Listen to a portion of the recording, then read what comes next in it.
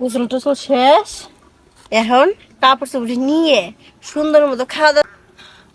এই তো ভাবি আজকে এসে ছাদে, আবার পাইছি আজকে সুযোগ। ছাদের আশপাশে কেউ নাই, যাই ভাবির লোকের সময়টা কাটায়। যাই সুন্দর মতো একটা ঘুম দিব, আর কোনো চিন্তা নাই, কাজ কাম তো শেষ। ভাবি কাপড় ধরতে হইব নি, আইসি। তোমার কাপড় না লাগবো না করে? তোর কি করছি, আমার কাপড়টা নিয়ে দে। না সারাদিন কাজ কাম করে দিনকে মইরাও যাই, তখন তোর সহে পড়ে না। আমি জনকে ছাদে আসি, তখন তো ছাদে এসে তোর হেল্প করবে মন চায়। না, এই হঠাৎ করে দেখলাম কি যে তুমি ছাদে উঠছো, তাই মনে হইলো যে যাই, ভাবি একলা এত কাম করতে পারবো? সারাদিন ঘরে কত না পরিশ্রম করো, এই কারণে আর কি আইলাম তোমার একটু সাহায্য করতে। এত যদি কষ্ট লাগে, এটা বিয়ে করা পারিস না, ইয়ে করে বই এনে দিয়ে পারিস না? হ্যাঁ, না, তুমি মতন ভাবি থাকতে আমার বিয়া করা লাগে? তোর বিয়া করলে একটা বয়স, একটা ব্যাপার স্যাপার আছে না? কি করলি কি করলি? আমি বন্ধু ভাবে থাকলে তোর বিয়ে করা লাগে মানে? না মানে ওই যে কইলাম যে ভাবিরা থাকতে দেবরের বিয়া করার প্রয়োজন আছে, তোমরা কি আমার কম যত্ন নাও? হ্যাঁ, যত্নের লিগে তো একটা বউ আনা দরকার না? এই যত্ন তো তোমরাই নিতেছো, তো বউ আইনে কি করবো? হ্যাঁ হ্যাঁ, আমিও চিন্তা করতেছি রে, ভাবিরা থাকতে দেওয়ার বিয়ে করা লাগবো কি লিগে।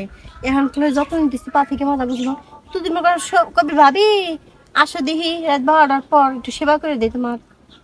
না, সি সি সি, ভাবি তুমি না এটা কি কো? আমি কই ধরনের পোলা? এই এলাকার মধ্যে আমার একটা নাম ডাক আছে না, তুমি জানো না আমি কত ভালো? সেই নামটা কেমন নামটা বুঝছোস? এর লেগে তো আরেকদিন যে রহিম চাচার মেয়ারে যে কি জিনি কইছিল আই লাভ নাকি কি কইছিলি বলে, হে চাচা এসে বিচার দিয়ে গেছে মার কাছে। আরে ভাবি, ওইটা হইতেছে কি, ও আমার তে একটা জিনিস শিখতে চাইছিল, হুম। মানে হেরা তো মূর্খ।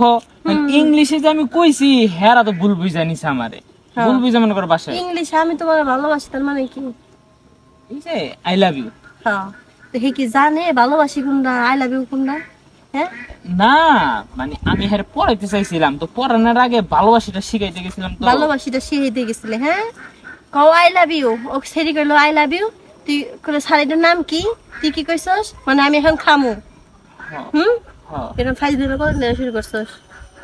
তুমি খালি ভাবে আমার ভুল বুঝে যাও।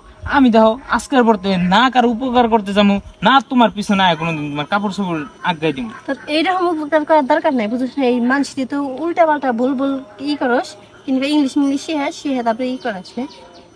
আর করবো না। হ্যাঁ ভাবি, তাহলে আজকে তোমার ঘরে যাই কাপড়টি নিয়ে। এই ছাড়, ছাড় দে। কে- আচ্ছা, একদম কাপড় চোপড়ে হাত দিবি না।